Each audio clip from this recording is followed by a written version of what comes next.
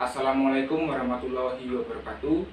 Perkenalkan, saya Arif Fandi Ahmad, NIM 61014190081 dari Fakultas Ilmu Keolahragaan, Program Studi Pendidikan Jasmani, Kesehatan dan Rekreasi Universitas Negeri Semarang. Dalam video ini, saya akan menjelaskan mengenai asas-asas dan prinsip dalam penyelenggaraan pelayanan bimbingan dan konseling.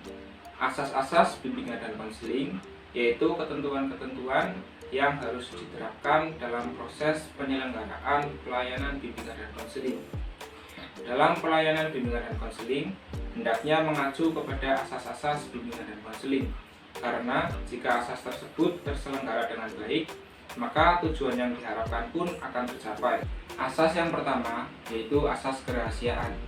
Asas ini merupakan asas kunci dari pelaksanaan pelayanan bimbingan dan konseling, karena asas ini menuntut dirahasiakannya segenap data dan keterangan konseli yang menjadi sasaran layanan.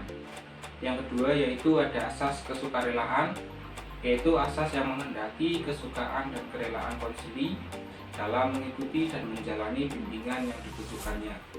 Yang ketiga yaitu ada asas keterbukaan, yaitu asas yang menghendaki konseli yang menjadi sasaran layanan bersifat terbuka dan tidak berpura-pura, baik dalam memberikan keterangan tentang dirinya sendiri maupun dalam menerima berbagai informasi dan materi dari luar yang bermanfaat bagi pengembangan dirinya. Kemudian ada asas kekinian, yaitu asas yang menghendaki agar objek sasaran layanan bimbingan dan konseling adalah masalah konseli yang dalam kondisinya yang sekarang. Kemudian ada asas kemandirian, yang merupakan asas yang merujuk pada tujuan umum bimbingan dan konseling, yaitu konseli sebagai sasaran layanan diharapkan menjadi individu yang mandiri, dengan sini mengenal dan menerima diri sendiri dan lingkungannya, mampu mengambil keputusan serta mengarahkan dan mewujudkan dirinya sendiri. Yang selanjutnya yaitu ada asas kegiatan. Asas kegiatan menghendaki konseli sebagai sasaran layanan harus berpartisipasi aktif dalam pelaksanaan pelayanan bimbingan dan konseling. Dalam hal ini, konselor perlu untuk mendorong konseli untuk aktif dalam setiap pelayanan bimbingan dan konseling yang diperuntukkan baginya. Kemudian selanjutnya ada asas kedinamisan, yaitu asas dalam bimbingan konseling yang menghendaki agar proses pelayanan bimbingan dan konseling selalu bergerak maju, tidak monoton dan terus berkembang, serta berkelanjutan sesuai dengan kebutuhan dan tahap perkembangan dari waktu ke waktu.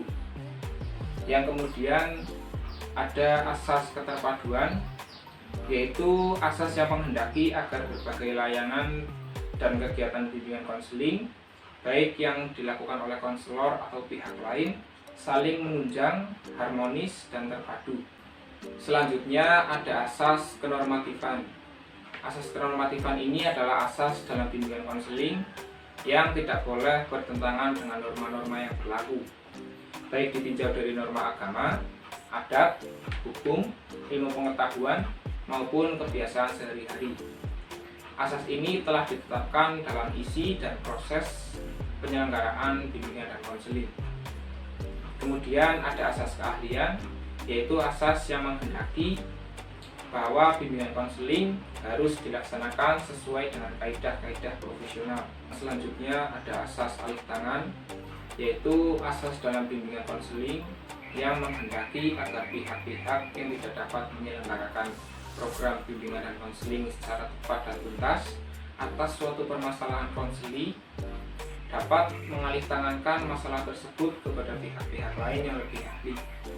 Kemudian yang terakhir ada asas tutuli handayani, yaitu asas yang menghendaki agar pelayanan bimbingan dan konseling secara keseluruhan dapat menciptakan suasana yang mengayomi dan memberikan rasa aman, mengembangkan keteladanan, memberikan rangsangan dan dorongan, serta kesempatan yang seluas-luasnya pada konseli untuk berkembang dan lebih maju. Kemudian saya akan menjelaskan mengenai prinsip-prinsip yang ada dalam bimbingan dan konseling. Terdapat dua prinsip yang ada dalam bimbingan dan konseling, yaitu prinsip umum dan prinsip khusus. Prinsip umum dalam bimbingan dan konseling yaitu yang pertama adalah bimbingan harus berpusat kepada siswa yang akan dibimbing. Kemudian yang kedua, bimbingan harus dimulai dengan identifikasi kebutuhan-kebutuhan siswa yang akan dibimbing. Yang ketiga, bimbingan harus fleksibel sesuai dengan program pendidikan. Yang keempat, masalah yang tak dapat diselesaikan di sekolah harus diselesaikan oleh pihak lain yang lebih ahli. Yang kelima, pelaksanaan program bimbingan harus dipimpin oleh seseorang petugas yang memiliki keahlian dalam bidang bimbingan dan sanggup bekerja sama. Yang terakhir yaitu pengadaan penilaian yang teratur. Kemudian, prinsip khusus bimbingan dan konseling meliputi prinsip-prinsip yang berkenaan dengan sasaran layanan, prinsip yang berkenaan dengan permasalahan individu, prinsip yang berkenaan dengan program layanan, dan prinsip yang berkenaan dengan pelaksanaan pelayanan. Sekian presentasi dan penjelasan dari saya mengenai asas dan prinsip dalam bimbingan dan konseling. Terima kasih. Wassalamualaikum warahmatullahi wabarakatuh.